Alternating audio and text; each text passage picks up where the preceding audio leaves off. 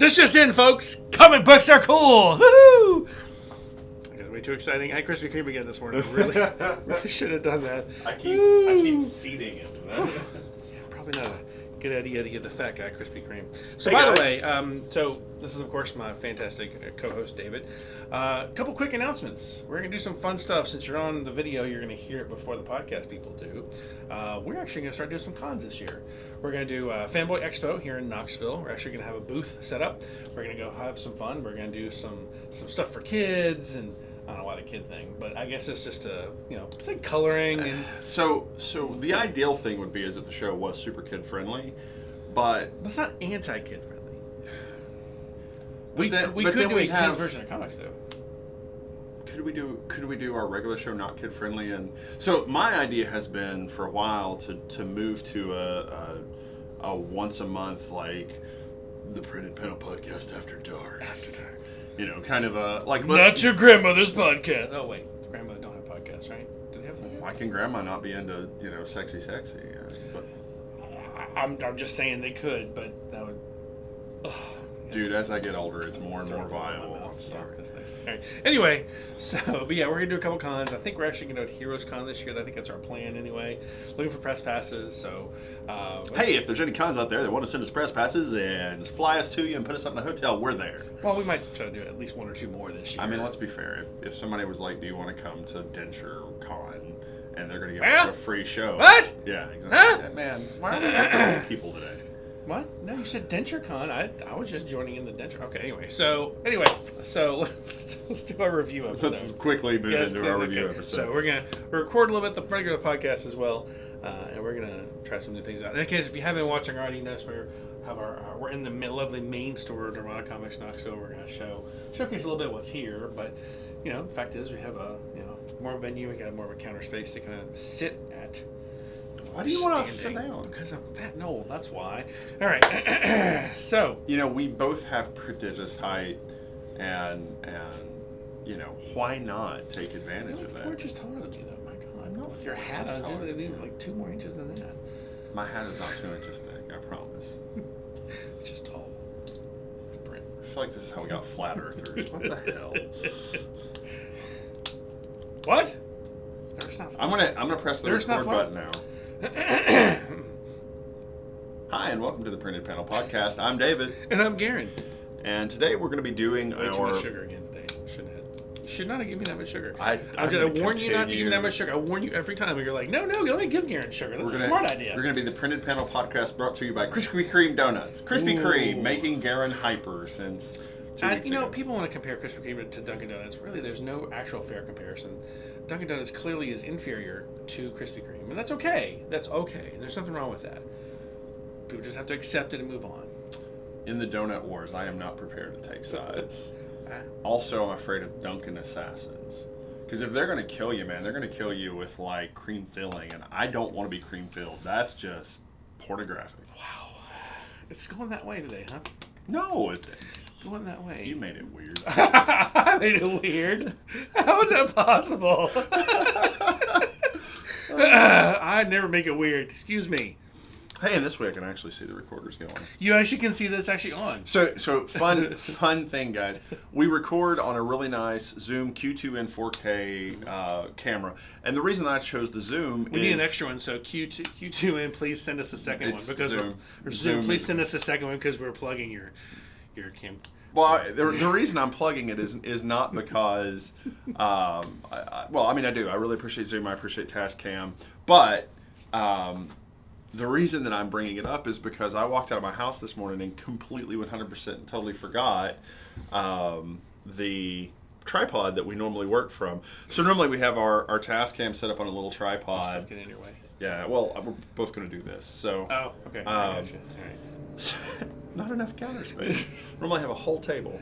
So right now, if you were here and you were looking on, we have a little tiny tripod that you normally see in frame with the Tascam on it, sitting on top of a whole bunch of comic book boxes to get you guys at this level to be able to see what we're doing. It's hilarious. It's homemade. It's what we do. But let's talk some comics now that we're completely off topic. So, to start off, Ablaze Comics gave us Cimmerian, Queen of the Black Coast, right? Black Coast. So this jackwagon talks me into buying this because he's like, Mirka Andolfo cover. But I mean, that's true. It is a gorgeous cover. And it really is. It's Belit. Yeah, it is Belit, exactly. But it's also Conan. So the premise behind this is Marvel Comics, while the comics code isn't a thing anymore, and they could do more adult comics, they don't. They're family friendly. Right.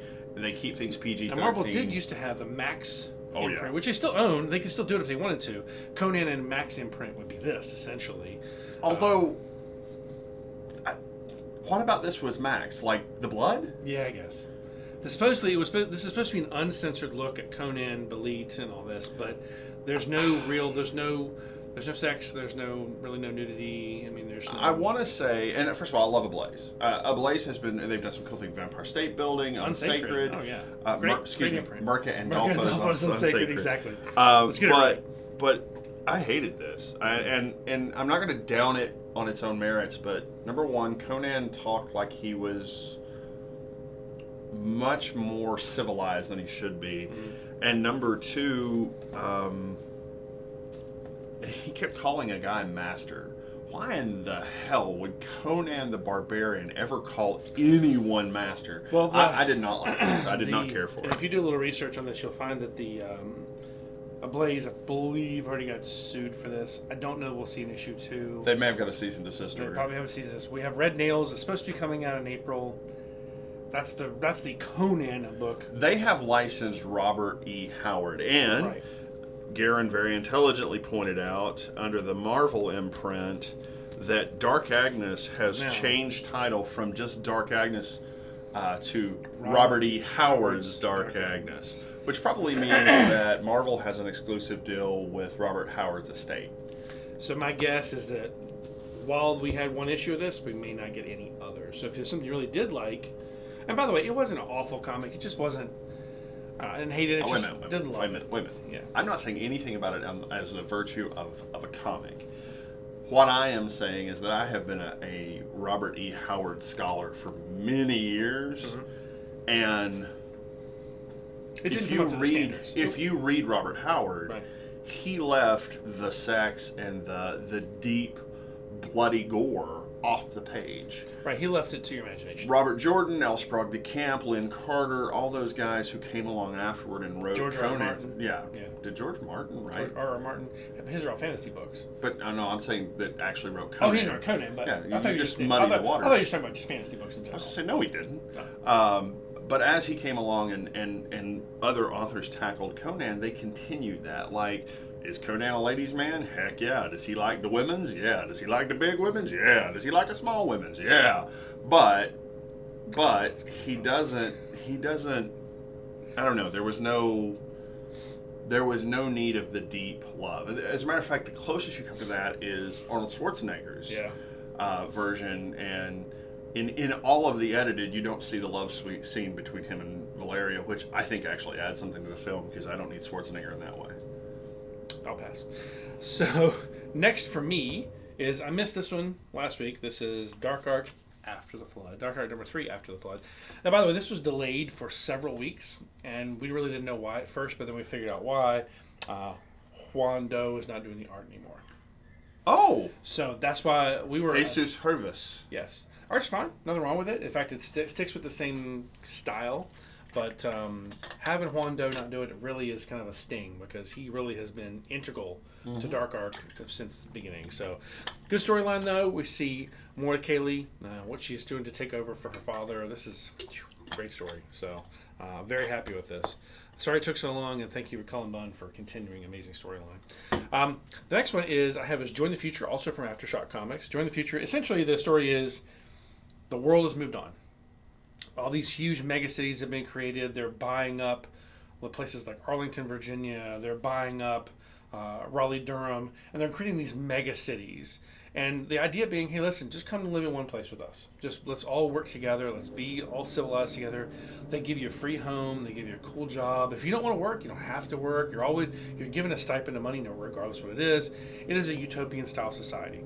But there's people who don't want this. There's people who are always on the fringes who are like, no, I want to make my own food. I want to hunt my own deer. I want to do what I want.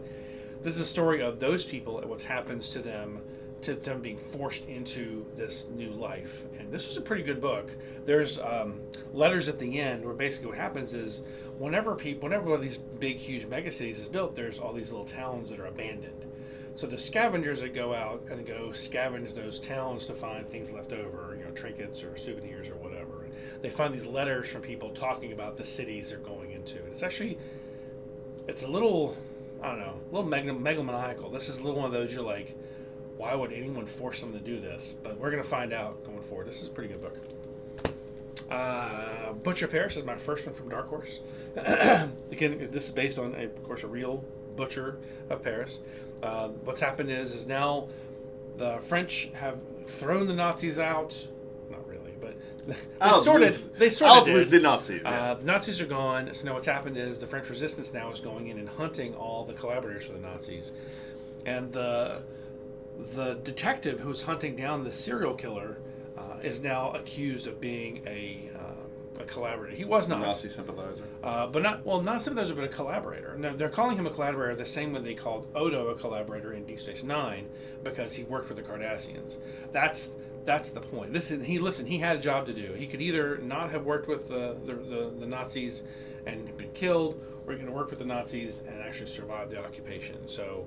And now of course we know the Butcher is still there. The Butcher is actually taunting this man, trying to get him to catch him. So great book. And now of course we have number 5. And I'm a little sad. Well, wait a minute, hold on. First of all, Dennis Culver, Justin Greenwood, great guys, we got to get back together. This was great. Like fun. It was sad, and the cover's appropriate in that it's how it left me feeling. Yeah. It was very cool. It was a very cool issue. And it's a sad thing when we talked to Dennis and we talked to Justin. We're like, "Hey, is there gonna be a part 2?" And they're like, "No." They were like, "I don't think so." And you'll see why. I really wish it had been 6 issues. I wish it had been an issue between this that gave us, because basically what happens is she jumps off a bridge into the water, basically sacrificing herself. She gets to the bottom and she has this basically kind of lucid dream of seeing her love. No. She was dead. Well, and death sent her back. Essentially. And then she got up and kicked Decade's ass. Essentially, yeah. She kills Decade, which is actually not Decade, but it's her old friend. Vor, yeah. Vor the yeah, and pussycat. And of course in turn, because she winds up dying too, I believe. I mean, we don't see it necessarily, but that's kind of the impression you're left with. She walks away at the end of the book. Oh, okay. She's like Conan. She's going off into the West. She's already dead. She's not dead. She's not dead. Anyway. She's not dead. Death rejected her. I kind of wanted to see more, but this was still a really good book. And I want to recommend it to everybody. I have 2 more from Dark Horse, I have Hidden Society. We talked about magic in the world. This is a magical book. Essentially what's happening here, this is set in 1976, and there is a magic war coming that people don't really know anything about. So you've got all these characters. You've got this young lady here who she is a killer, but it's only because she's given a book and she's given a name. She has to find that person and kill them. You've got a blind woman here who uses this troll. She has this pendant that it's a genie essentially, and he's kind of a troll from another dimension that he wants to kill, he wants to maim, wants to hurt. She won't let him kill. She'll only let him maim because that's kind of his power. And of course you've got this young magician who uses all tricks, but he actually has magic powers he doesn't know anything about. And then of course you've got this amazing this wizard who's basically saying, "Listen, I need all of you for this coming war." So pretty good book. That actually sounds pretty decent. And of course one of my absolute favorite kind of indie underground, nobody talks about books is Kill Whitey Donovan. Annie and Hattie, they're at the point where they're almost at Atlanta. And Hattie finds this kind of escaped slave who's living on his own, who knows her mother. And he can tell her where her mother actually is. And Hattie wants to go with this man. Annie's like, "No, we have to find Whitey Donovan and kill him. That's the whole point behind this book. Aren't you reading this correctly?" And she's not. So, pretty good. And of course, you don't split the party. We all know that. Come on, you don't split the party. So, anyway, good story. There's only one left, too. So, anyway. Oh my God, Batman number 90. So, we finally get the designer. We finally get the designer's plans. Okay, so the designer comes to him and gives them all an invitation, very "now you see me" style. Exactly. And so Catwoman, and it starts out Catwoman telling Bruce what happened. Right. So all of it's from Catwoman's point of view. Catwoman shows up at this dock, and Penguin, Riddler, and Joker are all already there. Yeah. And they're like, you're It's here you. too. Of course, forever. I don't know why they don't like her very much. I mean, maybe because she's stolen from all of them. But yeah, at this point in the mythology, Catwoman isn't really a costumed villainess. She's got her sticked, but really she's just a thief. Like, she's not going through all the elaborate stuff the others are going through trying to defeat Batman. As a matter of fact, she doesn't care about Batman at all. Is probably a little attracted to him at this point. Yeah. But anyway, so up pulls a boat, dude with green foam coming out of his mouth. Who's clearly dead.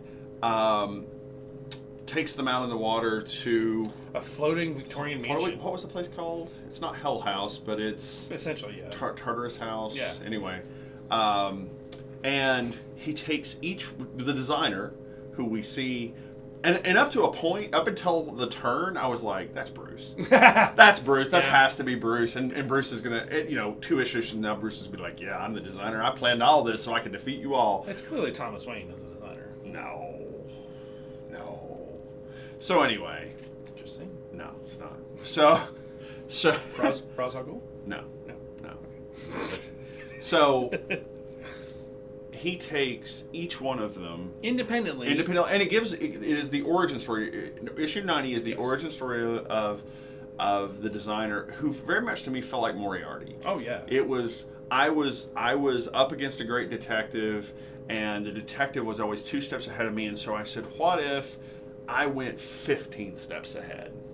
What if I went so far beyond his ability to counter me? If I went to the ultimate conclusion now, I could counter his counter, he could counter my counter. But so he takes them all in essentially in a room by themselves. And when Joyce meets with Catwoman, they go over plans of how she can not just steal $1, but steal $1 billion. Right. Basically, just skips the whole step in between of building up. And so he makes them their ultimate self. So he does that for Catwoman. He does that for Riddler. He does that for Penguin. And he goes to do it for Joker, and then comes out of the room and yells to his goons. It's been hours. It's been like almost 12 or 13 hours just with Joker. And he busts out of the room with Joker, and he starts shooting everybody. Kill them all! Kill them all, because Joker has made a joke. We're not sure what the joke was. We don't know exactly what was said. I don't think he made a joke at all. He said, well, I just made a joke. But it wasn't a joke. It was not Joker. It was Joker saying they're all going to betray you. That's exactly what was happening. But Joker winds up shooting the designer and killing the designer. Shoots him in the back of the head and executes him. And he's like, oh, I missed that one gun they're supposed to take off me. And Catwoman, Riddler, and Penguin are all going, what have you done? He could have taken all of our plans to the next level. We could have been... But Joker has absorbed all of this, and he comes out with that evil, maniacal, super focused Joker face. But it's not the laughing Joker, it's the, I'm going to get you sucker Joker. Yeah. That's what it is. So, great story. Absolutely fantastic. It is Joker at the next level. It is the other villains at the next level. I wonder how long Tynion was thinking about this one. Because I feel like he was thinking about this one for a while. I really do. I feel like he was developing this one for a while. So I'm going to say this.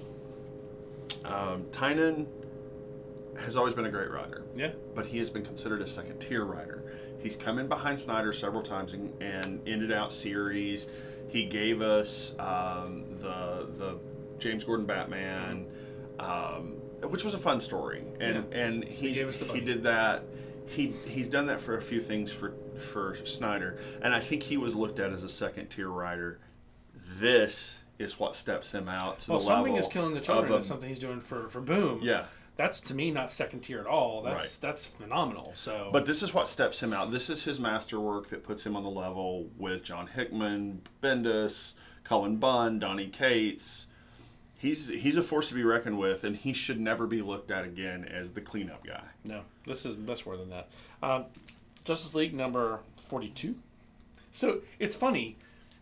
I look at this and I'm like, is that the end of the story? I mean, but, okay, so the whole point is Eradicator has found the Daxamites. He's powered them up to be Kryptonians, and he has nearly defeated the Justice League. And because, of course, Batman does his own secret thing, he's like, yeah, I evacuated the Hall of Justice. It's like, what? You could have told us? No. I mean, it's like, Batman, stop being such a dick. But No. he can't help himself. He can help himself. He's not. He's ahead of the league. The league are not on Batman's level for the most part. Yeah. But what's funny is that Wonder Woman has been captured.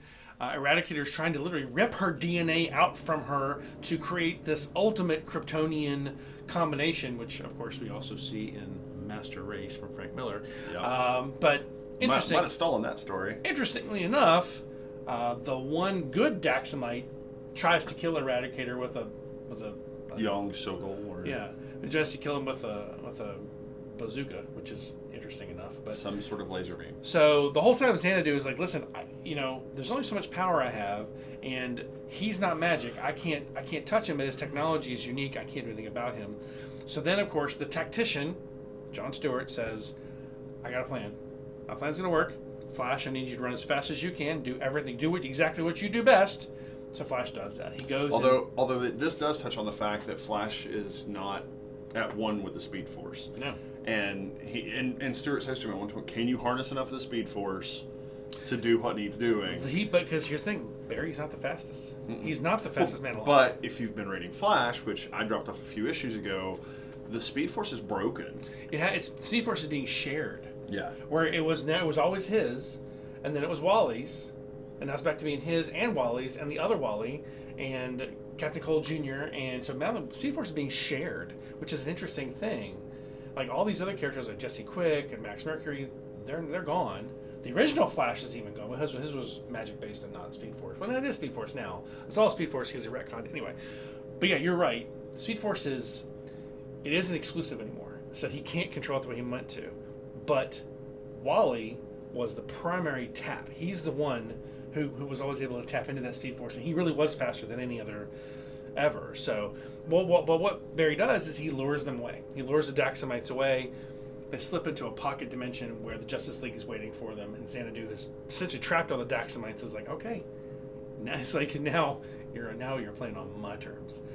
Well, and he traps them in a place where they're depowered. Well, there's no yellow sun. Yeah. So what Flash tells Eradicator is going to do is he's going to travel back through time, and you see Eradicator go, temporal danger, Right, and, exactly. and kind of goes, yeah, no, he could actually do that. And so they chase him and are kind of beating him up along the way, and they're so busy focusing on trying to stop what they think he's doing, they miss the trick. Right. And they go through a portal and end up on another galaxy that doesn't have the yellow sun. Or it could be the same galaxy but different solar system. And then the whole Justice League is there, and it's like, let's go, let's do this thing.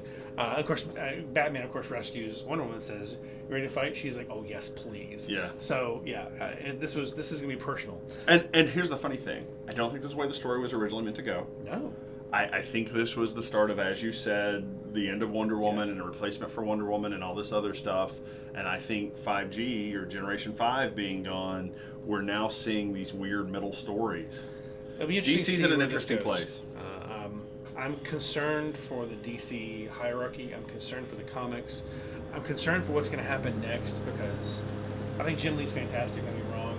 I don't know if he's the leader they need. Honestly, really what they need is to go back to Jeff Johns and Scott Snyder and look at those guys, maybe even Grant Morrison, and say, okay, let's go in and have a big meeting. Let's talk about things. What we're going to do next. Bruce Timm and Paul Dini.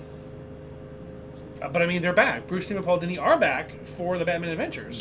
Give them the entire universe. I'm telling you, man, it's coming. So, and by the way, if you haven't seen the new McFarlane toys, the 6-inch or the 8-inch toys for that universe, they're amazing, extremely well done. So anyway, Strange Adventures #1. So this is a big deal that I didn't read. Well, and it's one that I think you would love.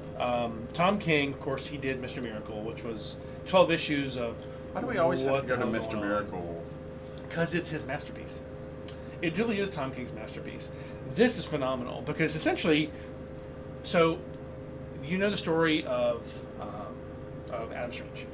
Essentially, he's just a regular guy. He gets transported to Ron by this Zeta beam. He becomes a hero there. He gets a jetpack and laser pistols. He falls in love, marries the Zeta beam creator's wife, marries the Zeta beam creator's daughter, has his own kid. Well, every once in a while he gets transported back to Earth by the Zeta beam because there's a time frame on it. Well, every time he goes back to Earth, he isn't a hero anymore, but he has been telling his stories, writing books, telling his stories about what's happening there. what's happening is there's two storylines going on at the same time, and he is a hero here because of how he's defended Ron, but he's a villain on Ron because these cryptids that have taken over, they're calling him a villain because he's killed so many. They're invading his home. Of course he's killing them. It's a war. He's killing them because it's war. They're blaming him for something else, and essentially he goes to Batman and says, "Listen, here's my pistol because they've accused him of murder on Earth. Here's my pistol. I couldn't have done this. It's not me." Batman won't help him. He says, "Listen, I'm not the one to do this. I'm your friend. I can't do this." So he gives him the smartest man alive, which is Mr. Terrific. Fair play. I was like, I didn't know Dr. Bashir was in the DC universe. But he gives him Blue Marvel. He gives him to the smartest man alive. He gives him to Dr. Bashir. I broke him. to Mr. Terrific, and they're going to start fixing things. So, good number one so far. Very, very, very good. I got one more from DC. You don't have to do 20 minutes on it, man. No, this was. I'm not going to say it's a waste of my money, but there was really no point to this. It really had very little to do with the villains. It was basically more of the aftermath of Superman taking off his glasses. So all of which really doesn't matter. Yeah. Hey, I got a book. Dynamite. Vengeance of Vampirella. Ooh, nice. Okay. Moving on. So, I'm sorry, guys. I read the whole book. Every once in a while, I'll get one that I consider bad enough that I can't read all of. But maybe I'm just aging out of this, but I really had a hard time with Vengeance of Vampirella, and I love Tom Sinofsky, but it makes more sense than the main run with Priest. So, Wellington number 3. This is of course the Duke of Wellington doing more of his supposedly real stories that happened to him. It's all right. It's turn. It's the turn book for the 6th. You find out he's a werewolf. No. You find out his assistant is the Black Dog, because they go in and the Black Dog appears and he slices the Black Dog's face. Black Dog runs away, and his assistant mysteriously has the same exact slice across his face. So yeah, that's the thing. I missed Philadelphia last week. This is issue 4. Essentially, President Adams has sent the vampires on a rampage. They are now destroying Philadelphia. I just love it. Go President Adams. Woo! It got a little ridiculous, but still really good book. The art is very very watercolor, so it's very bright, but it's also, I don't know. A vampire book that's very bright. There's one of the vampires, one that's been turned, basically is basically turning now against Adams, realizing what he's done is wrong, and he's going to go back to the humans for help. So, okay, so let's go with Mark Andolfo's Mercy. Neither one of us understand what the hell's going on here. Not entirely sure. There's vampires, and so there's a sex town. scene. Okay, there's a town, and the town gets attacked by something. It's Alaska, right? Mm-hmm. It's gold country because it's a mining facility. It's gold country. It feels like Alaska. I need to read it again, and I probably will today. I didn't have time this weekend. I was turning wrenches on motorcycles and trucks and cars and things. But anyway, beautiful book. Yeah. Really detailed storyline. I don't understand how she's a good guy because she ate the carriage driver. Well, but she's a vampire. I don't think she's a vampire. I think she is. Well, first of all, she's some sort of teeth give away as a vampire. Symbiote. Maybe, but it's she's also out in the daylight. Well, there's basically the whole and the old doctor's creepy. The whole story is focusing on this orphan who keeps asking for her mom, the angel, to come back. And this is the woman we see is the vampire. Yeah, I don't think she's the angel. So yeah. I really like Mark Andolfo's work, guys. This isn't for everybody. It is not a kid's book, and again we've talked about this on one of the other Mark previous podcasts. Andolfo hasn't done a kid's book. Yeah, we talked about this. Had I known that this was going to be a mature rated book, I really would not have recommended it. There's a brothel scene that is explicit, and it's not 2 people explicit; it's 3 people explicit. Yeah, it's honestly, I apologize. I did not know. Had I known, we had no way to know. Yeah, but Outer Darkness, Chew. Hey, if you like Outer Darkness or you like Chew, you'll like this book. So you want to talk about how they? No, man, I don't think it needs it. It's John not a jumping on point for anybody. It's John Lehman and Rob Guillory. Come on, they're getting back together. Great. They got the band back together. It's pretty great. So, all right. So for me, talk about Fin Fang Foom. Hurry. So we've got Agents of Wakanda number 7. You see Gorilla Man, he's asleep in his bed on an Avengers mountain thing, the Celestial. And of course, they're under attack. He said, "What's going on?" It's like, "We're attacked by dragons." About what? So of course, the main people, Black Panther's away, Okoye's away, and basically they're trying to now defend this mountain against these dragons. They're full size dragons, and of course they finally figure. Apparently, winter is coming. The mutant brood guy finally figures out how to speak to them because they finally figures out their language. Brew figures out their language, and they're trying to say you can't keep hiding the traitor. And of course, Brew's like, "What traitor?" And you hear from the background in a trash can, "That's me. It's my fault." And it's Fin Fang Foom, who now is shrunk down to the size of a cat, hiding in a trash can. I would read that. Why would Fin Fang Foom be hiding in it anyway? So in Avengers Mountain, aka a dead Celestial. I will say, Fat Cobra is amazing. They blew Fat Cobra with the hottest hellfire you can have from a dragon. All this dragon fire, he literally sucks it up and blows it back at the dragon and blinds the dragon. So I love Fat Cobra. I want to see more of him. He's great. He can have his own book, and I'm okay with that. That seems like a really fun read. Speaking of a fun read,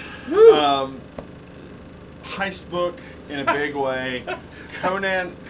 He's confused the entire time.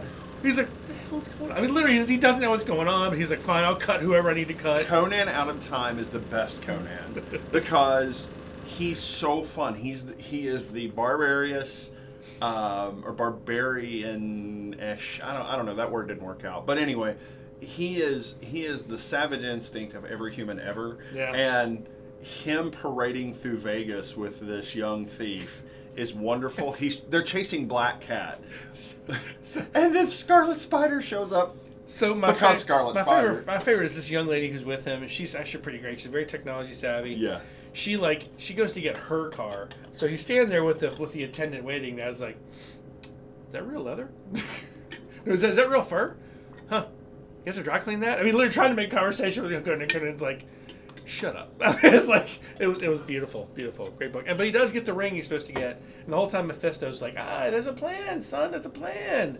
I got a plan. Let him get the ring first, then this, then the crown, then the rod, and then the crown. I'm out of here." So yeah, great book.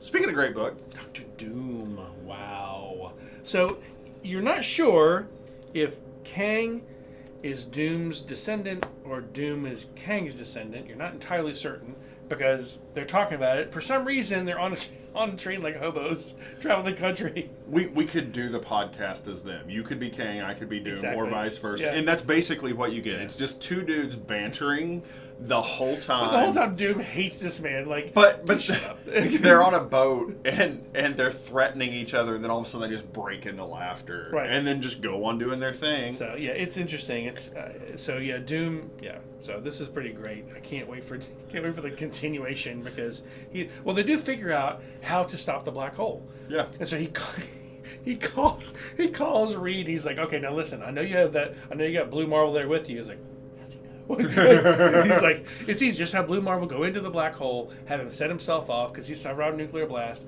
Once he does it, it'll collapse the black hole and you're fine. Thanks. Keep it up, dingus." He just hangs up. It's like, and of course Reed's like, "He's a genius." I mean, it's like, yes, the man's a genius. Yeah, great book. Well, and the joke was it this issue or the issue before that maybe Kang is... Oh, yes, this issue. Is Reed's grandfather or father? Well, no, he says, yes. No, Doom says, Kang begat Nathaniel, who begat yeah, exactly. Reed. And he said, well, I thought you were, and he said, well, no, I thought you were Reed Richards' grandfather. He's like, yeah, that's not a thing. No. I mean, he completely dismissed it. No, that's not a thing. Doctor Strange, number 4. Doctor Strange, the Surgeon Supreme. Essentially what's happening is he goes back to his lab to go find out what's happened to his weaponry, which has all been stolen, by the way. And there's this huge beast there to kill him. So he has to defeat the beast to get back in enough time to save lives. And what's happened is the people who have done this know what's going on, and they send this demon in with a bomb in his brain. And he has to bring in Dr. Druid to come help him. And Dr. Druid takes the energy from this explosion and creates life. Yeah. Creates plant life, which is actually pretty cool. So Yeah. Dr. Druid is still extremely powerful. So it does two things. Number one, it explores Dr. Druid's origin, which hasn't been retold in a long time. And number two, it sets up the thing I like about Doctor Strange. Doctor Strange is a ladies' man. Oh, yeah. And he has begun to fall for the administrator. The administrator, Yeah. who is a very attractive woman. Yeah. I identify with this Doctor Doom, or Doctor Strange so much he doesn't intend to end up in these romantic entanglements, and just kind of happens. He's the ladies' man. That's right. Ladies. Damn. You didn't have to go there. So I love Tim Meadows, man. Ladies' Man was a great movie. And also, horrible, but great. Yeah. But yeah. All right. I'd recognize that ass anywhere. I say that to my wife all the time. All right, Marauders number 8. Woo! So Emma essentially calls Bishop and says, "I need your help."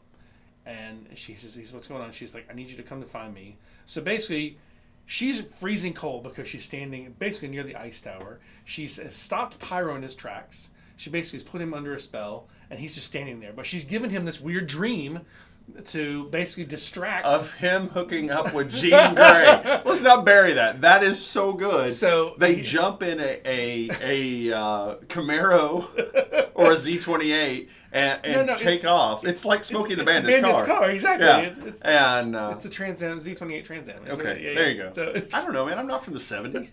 So they're driving around. He's making out with Jean Grey. The whole time she's freezing cold because she's had to stay there long enough to get him to stop. And so she's like, And the reason she's done that is because Yellow Jacket is shrunk down in a submarine inside Pyro, and for some reason he's seeing the vision of what's happening. He's tapped in the cerebral cortex. And he then, because he's bored with the adventure, he's sitting there watching. It's all he's doing. Goes to sleep, and then they bring in the Cuckoos. And the Cuckoos trick him into believing that they've killed Bishop and blew up. Essentially, he basically blow up Pyro with the sub. They interspace it basically. It's like we're gonna blow up the. Thank you for recognizing the all of interspace, man. The Martin Short movie. So yeah, thank you. So yeah, they of course they have him running away and somehow escaping. When in reality, there's Magneto standing there going, "Okay, no, you're not gonna run." And then Magneto's like, "Can I just kill one?" He's like, "No, can't kill anybody." No, it's Bishop who wants to kill him, and Magneto's like, "No."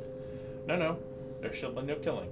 So Magneto flicks him essentially as far as he can into the ocean. Because he thinks he's 3 hours out, headed toward Madripoor. Yeah, so they now know what's going on there. So my favorite part is they now know, they've tapped into his brain, they know who's been dealing with, who's hired him, and of course, then she goes to them telepathically and says, "You know what?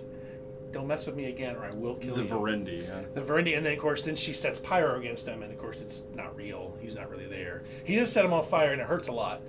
But mentally, to them it's real. To them it's very real. So yeah, this was good. And of course at the end. Well, it's not in the end. There is a splash page of the 5 trying to resurrect Kate Pride, and I think the Kate distinction is becoming more and more important. That's why before I was like Kitty, and I'm like, nope, Kate, because it's not Kitty Pride. Yeah, this is not the same person. They're having a problem. They can't resurrect her because it's not Kitty Pride. This is a clone. This is a something of her. It is not her. It's an alternate reality version. It's not her. This is what's going on. Oh, it could be the Ultimate Universe. Could be. Yeah. But there's something. But she would be awfully upaged because something's not right though, and this is what's really bothering me about this because they're not going to kill Kitty Pryde. She's a major character. I maintain she's still in that space bullet. It's possible. Anyone who hasn't read Astonishing X-Men, you're really cheating yourself. Joss Whedon did an amazing job with that run, and you've got to go read it. It's phenomenal. So, what do we have next? We have Robert E. Howard's Dark Agnes, number 2. I tell you what, man. Becky Cloonan is a fantastic writer. She's done a great job. What's interesting, too, is I kind of want to ask her, did she choose the character, right? And if she chose the character, was all this kind of her idea? Because it's very clever. Having Dark Agnes in this...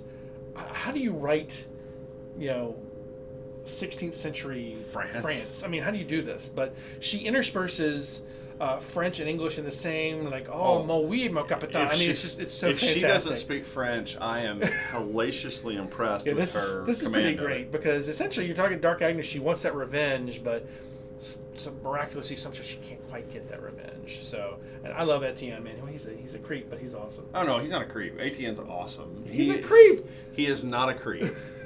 He is absolutely not a creep. He is an adventurer at heart, and he's like Dark Agnes is called dark for a reason. Yes, she is a killing, cold-blooded killer, murdering, yes, vengeance-fueled, angry woman before her time. Now she's at the same time as she's in the same time frame as Saul and Cain, correct? No, or are they? They're very close. He's a pilgrim. I think before. He's talking before and during the witch trials, and she's yeah. Okay, so yeah, I kind of hoped they were going to have a crossover I may have at some that point, backwards. but I kind of hope for a crossover. I don't think it's going to happen. They had one. It was but that was War. that was anyway. Yeah. So all right, Savage Avengers number 11. Fantastic read. This has been a great series. This is interesting too because essentially Doom is going back in time. He's going using Kulangoth's blood. Not Doom. I'm sorry, Strange. God, man. I was like, Doom wasn't in this book, but just God, he talking about should Doom a minute be. ago. So yeah, Strange is going back to look at Kulangoth's origins. Yeah. And it's very interesting. The man's a cannibal. I mean, like, but when he eats something, he's eating its energy, which is crazy and creepy and weird. And we got a new Sorcerer Supreme. I think Macri, this may be the first time we've seen a Hyborian Age Sorcerer Supreme. But technically, it's the original Sorcerer Supreme, right? This should have no. been. Or is the Ancient One the original? No. Agamotto. Agamotto was the original. That's yeah. Right. That's where Agamotto's eye comes from, right? Yeah. Okay. From it's hard DC, to keep these things. Or not DC. Marvel 1 billion DC. Billion, yeah. Yeah, it's hard to keep up, honestly. Yeah. So, but yeah, this is pretty great. I don't know where this love story is going. So. Doesn't matter. Doesn't matter. This is incident. This is the difference between a Mercandolfo love story and a Marvel love story. You kind of can imply that Strange and Elektra are shagging, but like, do you care? Shagadelic, baby.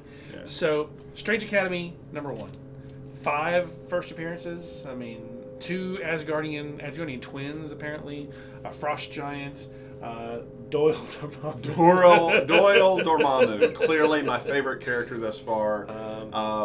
What was the girl's name? Bright? Yeah. So she figured out when she was an infant she'd use magic, and of course it was getting her into trouble. And of course she sends a letter to Doctor Strange saying, "Hey, please help me." As she's kind of trying, her family's being devoured. Zelda comes to rescue her. So great book. Zelma. Great story. I'm actually really excited to kind of see where it goes next. Guys, I'm going to say on the speculator front, and Loki's in it too. I think this book is gonna really have some legs, and it's going to be 3 or 4 years down the road as some of these characters graduate. J. Scott Campbell cover. So as some of these characters graduate out into the larger universe, we're gonna look back at this book and go, should have bought 2 or 3 copies of that. I do think too, Scotty Young is expanding out his repertoire. He's not just the I Hate Fairyland guy. He's not just the bully guy. He has done so much with Middle West, and he's a great writer. And what's happened is I think now he's starting to get his chops. Pay attention to Scotty Young. He's going to be fantastic coming in just for his writing. And we'll finish on Money Shot number 5. Money Shot. So I don't even want to get into how they defeat her, because the guy with the huge testicles gets his wang to work. And again, this is not some for kids, not in any way, shape, or form. The cover alone should say that. If you're not a bit liberal in your sexuality, and I mean, I'm going to have to say that. You have to say that, yes. If you're not a bit liberal, if you're, and I don't mean this as an insult, if you're a bit more churched up, and that the things happen in the bedroom, the things that happen outside the bedroom should not include the bedroom, not the book for you. Please tune out. We'll go back to talking about Book of the Week in about 2.5 minutes. But I respect people that have said, no, I don't want to do this. Yeah. But I also respect those people that simply say, hey, listen, it's just not for me, but I'm glad you can do it. That makes me happy, because that says, hey, listen, we can have everything. They tie up the planet they're on and the story behind it, and this great love scene happens, and they find out that they've made enough money to continue their sexplorations. They made enough money to pay for everything. Right. Remember, they were afraid they couldn't pay for their trip back. Right. So they paid for everything, and now they can do more. And they realized that just the residuals alone will get them more downloads, and they can actually sell more product. So They then teleport to hell. explore, and they land on a planet that is the biblical description of hell. And that's where the book kind of ends out, of them running away from hell. Guys, issue 6 is in May. It's going to be such a fun read. Can't wait. This has been fantastic. Tim Seeley is a fantastic writer. He's another one who I'd love to interview. Tim Seeley, if you're out there, Please. love to interview you, because We should go after him next. Because, man, what an amazing writer. He's done so many good things. Yeah. This is a departure, though. He does most of horror stuff. Like Hack Slash was a big horror thing for him. And so, yeah. This is very sweet, very tongue-in-cheek. Yeah. Very And it's also tongue in mouth. but it's also about relationships, and that's the big thing too. This was my favorite part about this, is about relationships between these people who are all friends, Yeah. but haven't always gotten along. Yeah. And people that they're lovers, but they aren't. So, yeah. Anyway. Yeah, been a lot of fun. All right, man. What's your book of the week? I'm not gonna say Batman. That's not fair. Well, because I was going to say Batman. You're gonna say Batman. Yeah, Batman number 90. Strange Academy #1. Batman number 90 was... Yeah. I would say Doom, but I'll be honest, I think Strange Academy #1 really deserves a better shot. So if you're paying attention to my little side jogging here, I said the possibilities were Batman 90, Marauders number 9, or Doctor Doom number 6. So if you had taken, I probably would have, if you'd taken Batman, I probably would have taken Marauders, because I think Marauders story-wise was close in quality to Batman. But Batman, Tynan, woo! Yeah, we're going to have to watch out for him. I'm telling you, if you're not reading the other things he's doing, like Something is Killing the Children, you're really...